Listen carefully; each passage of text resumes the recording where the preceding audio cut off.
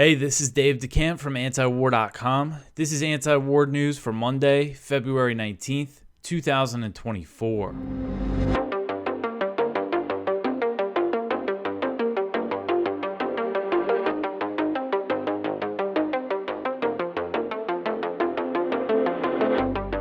All right, the first story at the top of antiwar.com today, the U.S. to veto another Gaza ceasefire resolution at the UN Security Council. So the U.S. is threatening to veto a resolution calling for a ceasefire in Gaza at the UN Security Council as the U.S. continues to provide political cover for the Israeli massacre of Palestinians. U.S. Ambassador to the UN, Linda Thomas-Greenfield, said in a statement that if the resolution was brought to a vote, it would not be adopted. And this is a resolution that's being drafted by Algeria. So Thomas-Greenfield justified U.S. opposition to a ceasefire by pointing to the U.S. efforts to push for a new hostage deal between Israel and Hamas. But you had Netanyahu last week. He vetoed more hostage talks. And Qatar is saying that the negotiations are not looking good. Qatar's prime minister said that on Saturday. We'll get into that in another story. But Qatar is the mediator of the talks, so they're saying it's not going well. So it's not a good sign. This is just an excuse for the U.S. to veto a ceasefire resolution. Thomas-Greenfield said Algeria's resolution would run counter to U.S. efforts on the hostage deal. She said, quote, "We have communicated this concern repeatedly to our colleagues on the council. For that reason, the United States does not support action on this draft resolution. Should it come up for a vote as drafted, it will not be adopted," end quote. So the U.S. has already used its veto power on the Security Council to veto two resolutions calling for an end to the onslaught. The Biden administration has also dismissed the International Court of Justice's ruling that it's plausible Israel is committing genocide and continues to provide unconditional support. Of course, as I've been covering, and this is just another example when it comes to, the world stage, the U.S. is always going to give backing to Israel, even though, the vast majority of the world is against Israel and the U.S. on this. Thomas-Greenfield said that the resolution would get in the way of U.S. diplomacy related to pushing for a hostage deal. And now I put diplomacy in quotes there because that's what she called it. The U.S. hasn't really been doing much diplomacy when it comes to Gaza and Israel. She said, quote, "It is critical that other parties give this process the best odds of succeeding rather than push measures that put it and the opportunity for an enduring resolution of hostilities in jeopardy," end quote. So saying that a ceasefire resolution would put what the U.S. is doing in jeopardy, which what they claim that they're pushing for the ceasefire through the hostage deal. All right, so the next one here, Israel rejects international diktats on Palestinian state. So Israel's cabinet on Sunday unanimously approved a declaration rejecting international diktats on a future Palestinian state amid reports that the U.S. is preparing to unveil an outline for a potential peace deal that includes establishing a timeline for a two-state solution. So this was a declaration, again, put out by the Israeli cabinet, and it had unanimous support. And it said, quote, Israel utterly rejects international diktats regarding a permanent settlement with the Palestinians. A settlement, if it is to be reached, will come about solely through direct negotiations between the parties without preconditions. Israel will continue to oppose unilateral recognition of a Palestinian state. Such recognition in the wake of the October 7th massacre would be a massive and unprecedented reward to terrorism and would foil any future peace settlement, end quote. U.S. officials, Biden himself, they've previously portrayed opposition to a future Palestinian state as unique among Netanyahu and a handful of extremist ministers in his government. But this declaration was approved by all the ministers, including Benny Gantz and Gadi Eisenkot of the National Unity Party, and they're in the War Cabinet. the emergency war cabinet that was formed right after October 7th. And they're considered to be centrists in Israeli politics. And Gantz, is quite the hawk himself, but his party is considered, the centrists, the moderates. So they signed on to this as well. And in response to the cabinet's decision, a U.S. State Department spokesperson said that the U.S. still supported the idea of a future Palestinian state. The spokesperson said, quote, "The best way to achieve an enduring end to the crisis in Gaza that provides lasting peace and security for Israelis and Palestinians alike is our strong commitment to the creation of a Palestinian state," end quote. So Netanyahu has said that there's never going to be a two-state solution. There's never going to be a Palestinian state as long as he is in power. He's also been bragging that it's thanks to him that there is no Palestinian state. This is part of his pitch to, retain political support from his party, the Likud party. So that's what he's been going around saying. And then you have, Blinken and Sullivan, saying all these things about, Palestinian state, that's what we see for the future. But meanwhile, this government that they're providing all this support for, saying the exact opposite and not being shy about it.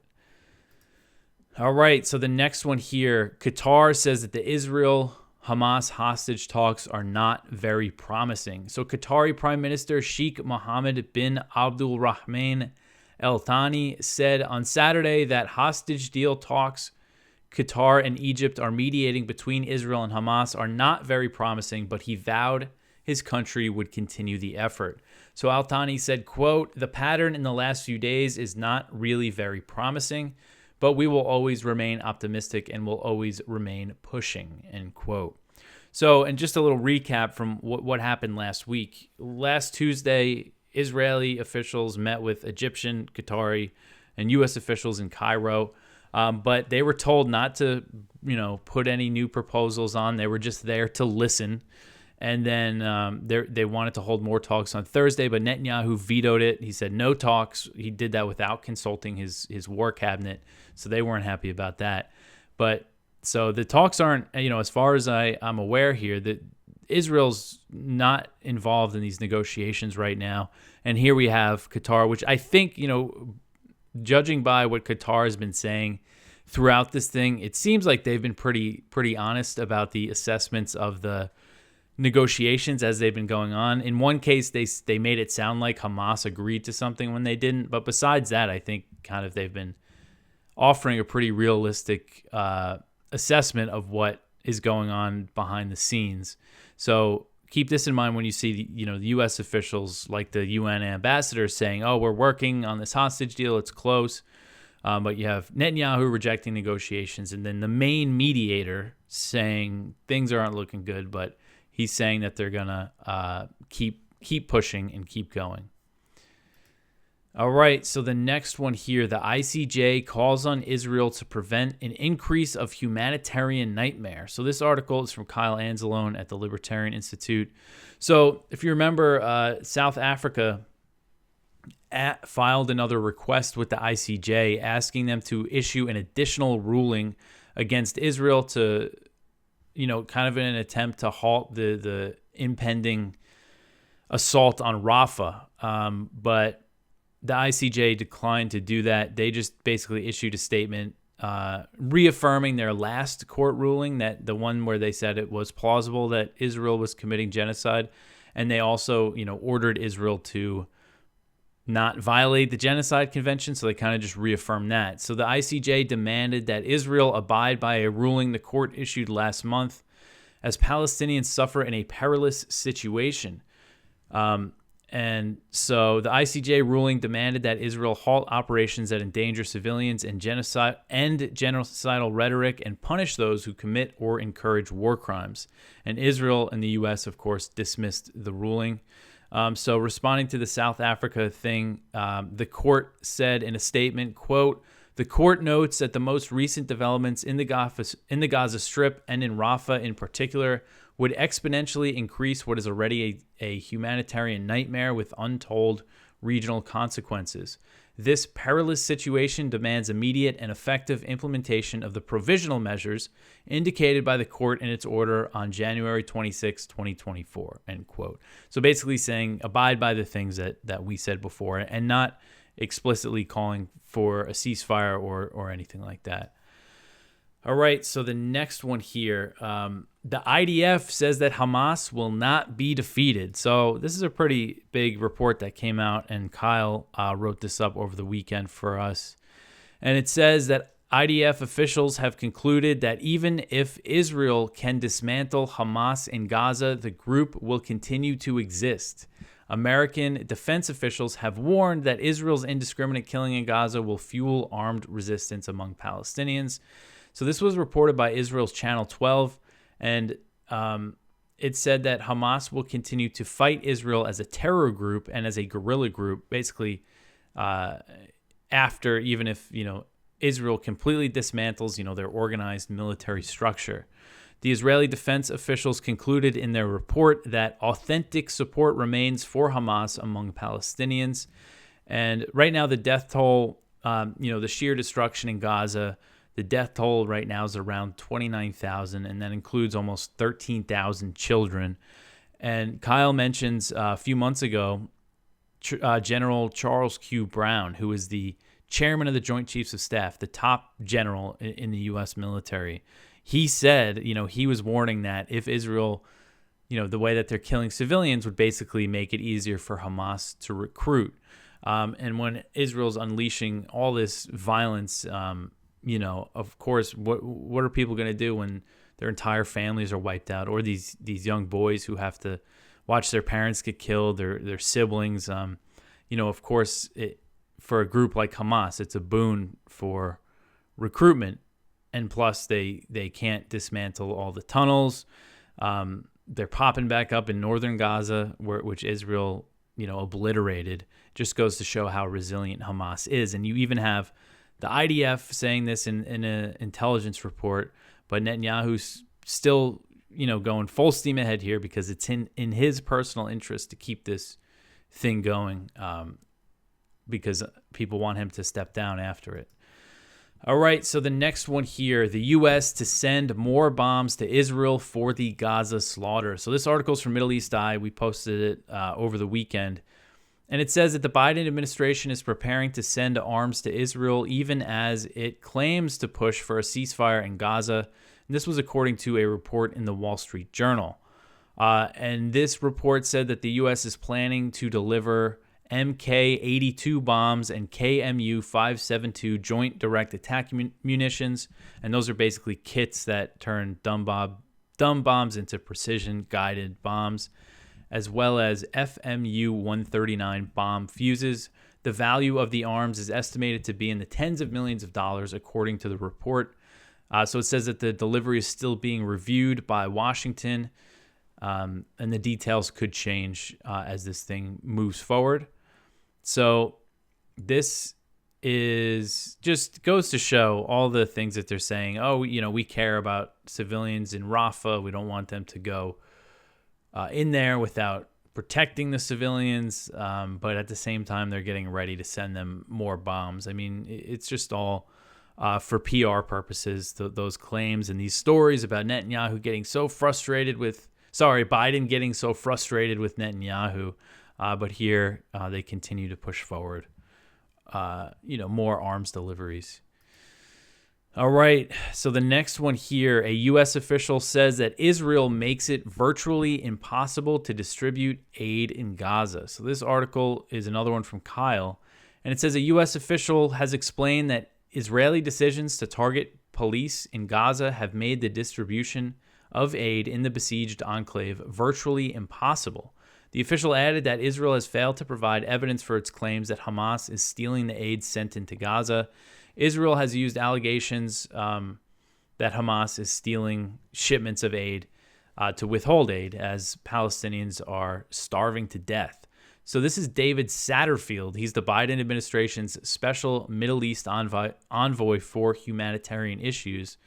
And he's saying that Israel has killed members of the police force in Gaza that safeguard aid deliveries. and targeting the police force led them being unable to escort the aid. So Satterfield said, quote, "With the departure of police escorts, it has been virtually impossible for the UN or anyone else, Jordan, the UAE, or any other implementer to safely move assistance in Gaza because of criminal elements," end quote. The Middle East envoy went on to admit that Israel has not prevented evidence of diversion or theft of aid shipments into Gaza. So I guess he's saying that the police can't protect it. I know I've seen reports of convoys of trucks getting raided by people who are probably just, and I think I've seen some videos. It just looks like desperate people trying to get food. I'm sure that is happening and is probably going to become more common as things go on here. But we've had seen a lot of criticism from the U.S. Israel's withholding the flour delivery that Netanyahu apparently promised to Biden that he would let in. All these complaints about Israel starving Palestinians from U.S. officials, but the aid continues. The aid to Israel continues, I mean. All right, so the next one here, Nasser Hospital completely knocked out of service by ongoing raid. So this article is from Middle East Eye, and one of Gaza's last functioning medical facilities has been put completely out of service by Israel's ongoing raid following a week-long siege and fuel shortages. And this was the Palestinian Health Ministry said this on Sunday. And there's only 4 medical teams, 25 staff currently caring for patients inside the facility, which is in southern Khan Yunis. And Israel carried out arrests within the hospital. I saw that around 100 people, including medical staff, were arrested. And they began the raid on the hospital on Thursday. And it was under siege for a while, and it's just another big assault on a hospital. Israel is claiming that the hospital is housing Hamas fighters, and they claim they found weapons, and they've done this before with other hospitals, and they usually don't produce any. I mean, I haven't seen them produce any credible evidence of their claims that they make about these hospitals, especially the Al-Shifa hospital. They claim there's a big Hamas command center underneath, but they never came up with any evidence for that. So these Israel's war on hospitals continues.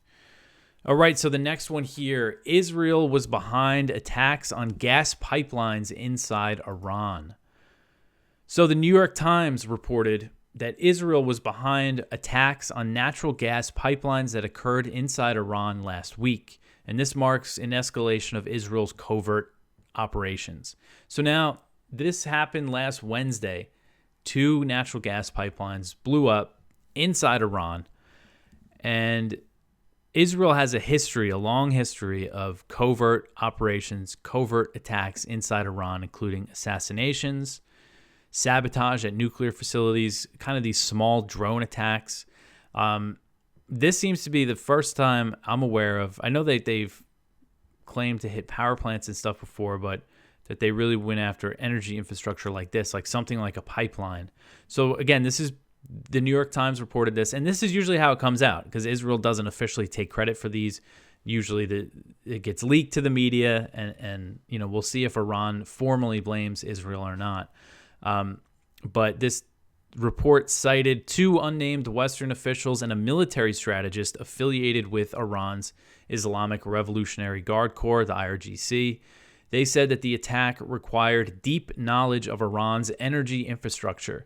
The Western officials said that the attack was meant as a symbolic move and didn't cause much damage, but Iranian officials said that the attack caused disruptions in at least 5 provinces across Iran, and energy experts estimate the sabotage knocked out about 15% of Iran's daily natural gas production. The repairs happened pretty quickly, but the initial damage did cause some disruptions. Iran has called the attack a sabotage and terrorist attack, but has not blamed Israel. Has not yet blamed Israel, I should say. From watching, the Israel's covert war inside Iran over the years, I have noticed that a lot of times something will happen and Iran doesn't blame Israel immediately. They sometimes wait a few days to formally make the, point blame to the Israelis. So we'll see what happens with that. The Western officials also said that Israel was behind an explosion at a chemical plant outside of Tehran, but local officials said that it was the result of an accident. So again, Israel has a history of this. It's not really anything new, Israel conducting these attacks inside Iran. But right now, the way things are in the region, I mean, it looks like Israel's trying to provoke Iran because they would like, especially Netanyahu, would like a big war that the U.S. will directly intervene in. That way, there's a few reasons that'll benefit Netanyahu, and not just Netanyahu, because Israel's government wants to continue what they're doing in Gaza for the most part. It would take a lot of the attention off of Gaza, off of Rafah, off of all these Palestinians that are being killed. If there was a war between the U.S. and Iran, or a major war in Lebanon, a lot less attention would be on Gaza. So we'll see if Iran responds. They do, take a lot of things on the chin from Israel. Again, just the past couple of years, I know IRGC guys have been, gunned down by Mossad inside Israel. There's been these drone attacks on military facilities, and a lot of things like that, go on. This stuff is kind of not always going on, but for the past few years, this is always something that we focus on and cover at antiwar.com that a lot of people aren't aware of.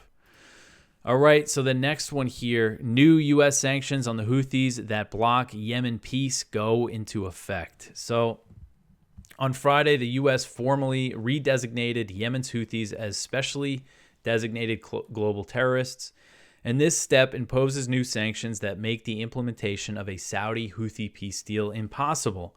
So the U.S. announced its plans to impose the new sanctions last month over Houthi attacks in the Red Sea, which have only escalated since President Biden launched a bombing campaign in Yemen on January 12th.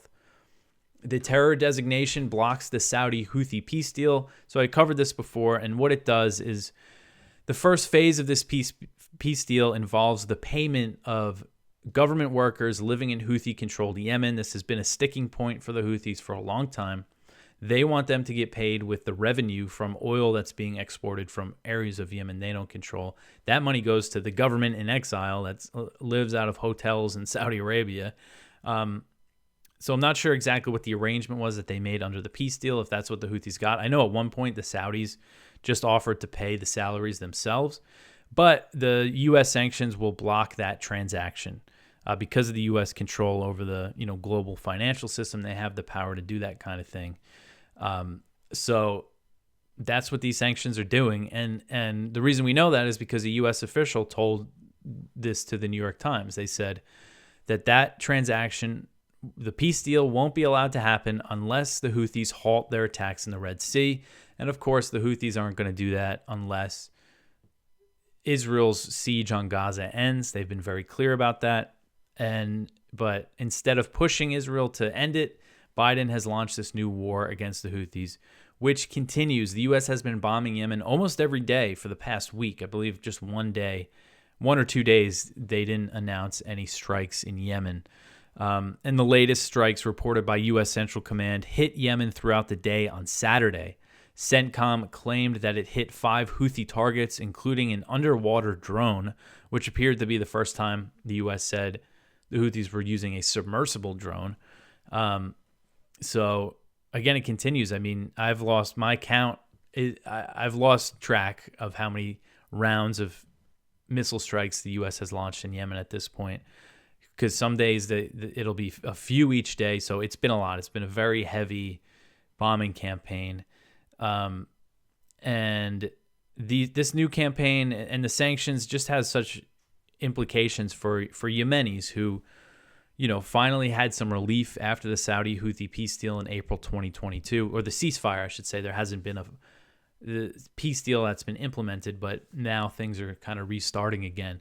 So far, I haven't seen any indication that the U.S. has killed civilians in these strikes. I know Nasser Arabi, who is a Yemeni journalist that Scott Horton interviews a lot, says that the U.S. is kind of hitting places that have already been hit. They're not really doing much damage. They're basically hitting bombed out military bases that the Saudis bombed for years in some cases. So it's not really clear how much damage this is really doing to the Houthi capabilities. And obviously they continue to hit ships in the Red Sea. So it doesn't seem like it's doing much damage to them. All right, so the next one here, Ukraine withdraws from key Donbas city of Avdiivka. So on Saturday, Ukrainian forces completed a withdrawal from Avdiivka, a key eastern Donetsk city that was central to Ukraine's war effort since the conflict broke out in the Donbas in 2014.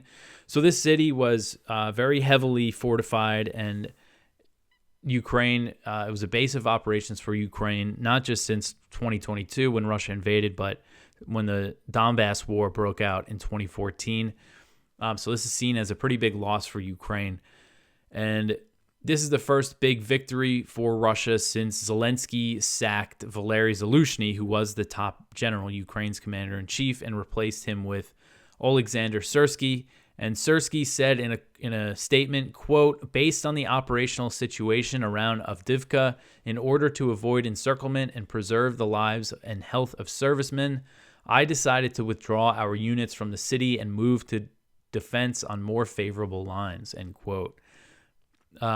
So this loss, a lot of analysts are saying that this loss could lead to more Russian gains. If Russia keeps up the momentum, they'll be able to push through this area in Donetsk. I believe they're saying they could go to the north because nothing's that heavily fortified. This is a pretty serious defensive line that they broke through. And you have Ukrainian forces facing significant manpower and weapon shortages. And morale is low within the Ukrainian military. We've seen all sorts of reports about just the desperate situation for the people on the front line. And then you have people protesting the conscription or the length of the service that the people who volunteered in the beginning of the war, that they're still on the front lines. So it's not a good situation. And Syrsky does not have a good reputation among Ukrainian soldiers. He's known as the butcher because he is not afraid to let Ukrainian soldiers be killed. And when he was appointed, there was all these quotes from Ukrainian soldiers, battalion commanders saying, basically, he's going to get us all killed. So it's just a bleak situation. But the U.S. is still trying to fund this war for another year. We'll see if Congress is going to pass that, if the House is going to pass that $95 billion monstrosity that includes $60 billion to keep this war, this death and destruction going. And then when it comes to the Ukraine aid, another big piece of news over the weekend was that Navalny died, the Russian opposition figure who was in jail. Not really clear how he died, but Biden seemed to blame Putin, basically said that he thought Putin killed him. There's, just throwing that out there without evidence seems like a very responsible thing for a world leader to do. But so, of course, they're all using Navalny being dead to push for more Ukraine aid. It's just all over if you watch any of the cable news shows, it's all these politicians saying, we got to get them, we got to keep this fight going against Russia because of Navalny or whatever. That's just their new justification. All right, so the last story here, new poll shows that 70% of Americans want talks to end the war in Ukraine. So this is from Responsible Statecraft, and it says roughly 70% of Americans want the Biden administration to push Ukraine toward a negotiated peace with Russia as soon as possible, according to a new survey from the Harris Poll and the Quincy Institute, which publishes Responsible Statecraft. Support for negotiations remained high when respondents were told such a move would include compromises by all parties, with 2 out of 3 respondents saying the U.S. should still pursue talks despite potential downsides. The survey shows a 9-point jump from a poll in late 2022 that surveyed likely voters. In that poll, 57% of respondents said they backed talks that would involve compromises. So another thing that the Ukraine hawks do, the Russia hawks do, when they're trying to push aid is that they say, Americans support Ukraine, think we should, give them aid. And the surveys have shown that, although that's been declining quite a bit. But when Americans are actually asked, do you think there should be peace talks and an end to the war, then most people have the instinct to say, yeah, peace sounds good, So it's rare that At least I've seen with Ukraine. I haven't seen many polls that did ask that question. All right, so that's it for the news for today. Go check out our viewpoints. One from James W. Carden, The Ukraine War Runs on Lies. One from Ray McGovern and Lawrence Wilkerson, Good Money After Bad in Ukraine. One from Ted Snyder, America's Hypocritical Stance on Venezuela's and Pakistan's Elections. One from Jeffrey D. Sachs, How the CIA Destabilizes the World. One from Irfan Galaria, U.S. Doctor in Gaza, What I Saw Wasn't War, It Was Annihilation, end quote. So please go check all that out. You could always support us by sharing this show. Follow us on social media. Follow us on Instagram. That's really going over there now. The handle is @antiwarcom. Same handle on Twitter, and you can follow me on Twitter @DeCampDave. And share our stuff. Tell your friends. I'll be back tomorrow with some good news. Did I say good news? I hope I have some good news. I'll be back with more news tomorrow. I hope everybody's weekend was good. Thanks for listening.